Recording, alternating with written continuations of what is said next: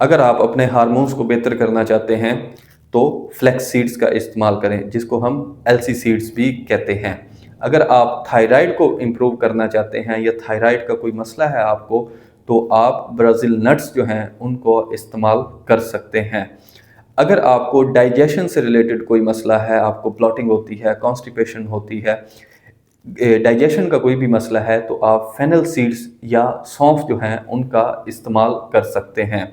अगर आप अपने हार्ट को बेहतर करना चाहते हैं, हार्ट को हेल्दी रखना चाहते हैं, ओमेगा 3 लें, और ओमेगा 3 आपको मिलेगा चिया सीड्स के अंदर।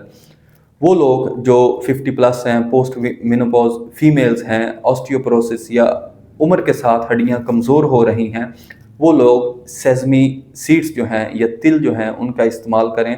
तिल जो है हड्डियों को बहुत अच्छा जो मजबूत करते हैं, और इनमें एस्ट्रोजन होता है जो फीमेल में बहुत उसका फ़ायदा आता है हड्डियों को मजबूत करने में। अगर आप अपनी ब्लड शुगर जो है उसको इम्प्रूव करना चाहते हैं और इंसुलिन की सेंसिटिविटी बढ़ाना चाहते हैं, तो आप फेंग्रिक सीड्स या जो मेथी दाना है उसका इस्तेमाल कर सकते हैं। बहुत शुक्रिया।